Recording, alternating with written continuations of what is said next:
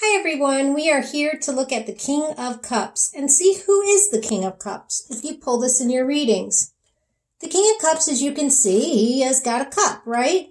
And he's got water beneath his throne. He literally is floating on the water. There's also other symbols of water around him. He's got a fish hanging from his neck. Fish live in the water, right? And he's got a fish jumping in the back behind him, behind his throne, and that too is a symbol of water. There's also a boat behind him, which has a red sail. Actually, the whole boat is red. So let's think of that symbology as it can relate to your reading. All of those things, the cup can hold water, and water stand for emotions. The fish lives in water. The fish lives in emotions. The boat sails on water. The boat lives on the emotions. The king is draped in a blue robe. Again, blue is the color of water, emotions. When you see these colors in tarot, they definitely, in the Rider-Waite deck, which I'm showing you, they definitely have meaning, these colors. The background is clear, a clear day. The king knows and is clear on how he feels in his emotions.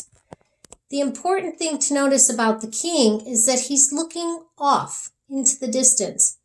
Remember the Queen of Cups who we've got right here? Do you remember her staring at her own emotions?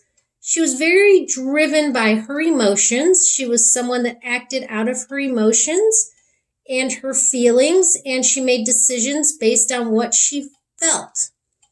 Now, the King of Cups, looking out into the distance, he's very comfortable. You see him on his throne. He's sitting very comfortably in his own emotions.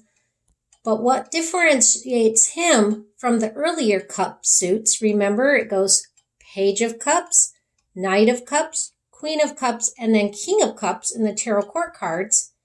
He's looking out into the distance. He's not only concerned with his own emotions like the Queen of Cups, he's very concerned about other people's emotions, and he is looking out at their emotions more so than his own.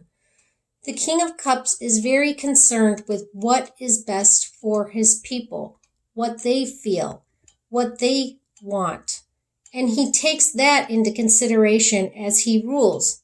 His emotions do not have the best of him. He's got the best of his emotions. Do you see that boat, the red boat, the strength, sailing on the water, on the emotions, the fish jumping out of the water? They're not immersed in their emotions. They are on top of their emotions. And that is the way to think of the King of Cups. He is in control of his emotions, and he's not only just comfortable with his emotions, he's thinking of others' emotions. He wants to know how others feel. He wants to take that into consideration when he makes decisions. He's holding a scepter in his left hand, and that is a sign of his power that he has, his ultimate power. But the king is not ultimately concerned with just himself and how he feels and what he wants, as some of the earlier cups that we saw, the cup suits. Remember, we had the Queen of Cups focusing just on that cup, on her emotions. The Knight of Cups, he was very concerned with making emotions nicety with somebody else and bringing good emotions to them. And the Page of Cups, who was really lost in his own emotions to the point that it was him even living in a fantasy-like existence and thought. But we've got that contrast here to the King of Cups, who's really comfortable where he is, and really comfortable about hearing other people's thoughts, feelings, and taking them into consideration. And that, to me, is the ultimate king. He is the ultimate ruler because he's really a good person at heart.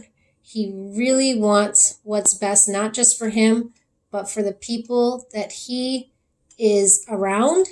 He is such a good father. If you think of this person as a father, he really wants what's best for his kids, and his heart is tied up with them.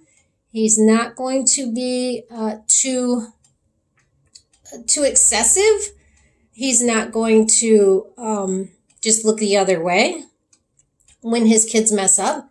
He's going to sit down and have a conversation with them. He's going to talk to them about why they chose to do what they did, how that might affect other people, and he's going to use logic, and he's going to try to get the people around him to embrace the good of others, his children too. He's going to be right there talking sense into people and always encouraging them to think of others in all of the actions. And that is what the King of Cups does. That's why he is wise. That's why he has gotten to the top of the cups, because he is comfortable with his emotions. And not only that, he encourages other people to understand their own emotions and to ultimately start having better control of their emotions and thinking of others when they make decisions. So King of Cups is a wonderful husband. If you see King of Cups as a person that you're dating, and King of Cups could be a woman too, but we're going to think of him as a man in this one just because that's the way I'm going to refer to him. This is going to be a wonderful person to have a relationship with, because they are going to think of you and they are going to think of themselves too. They're not going to be the person that sacrifices their own feelings for you.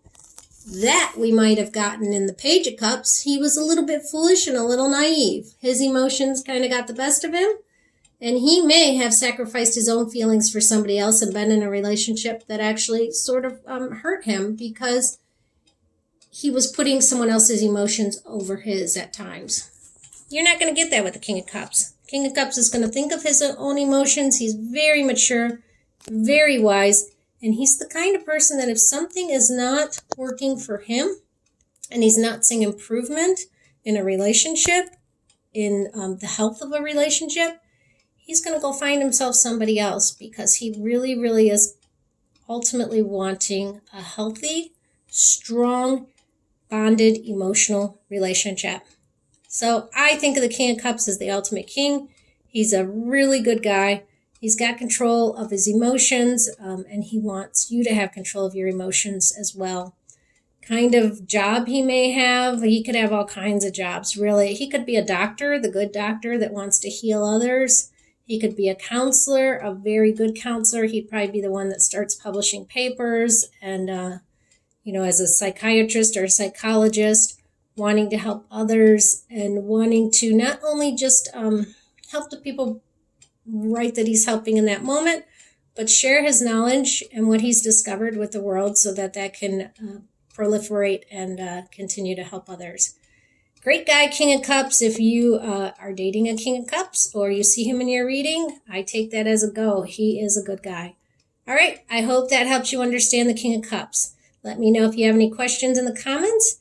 And if you want a tarot reading, I read by donation. My email is yourkeytodestiny@gmail.com. Thanks, guys. Bye-bye.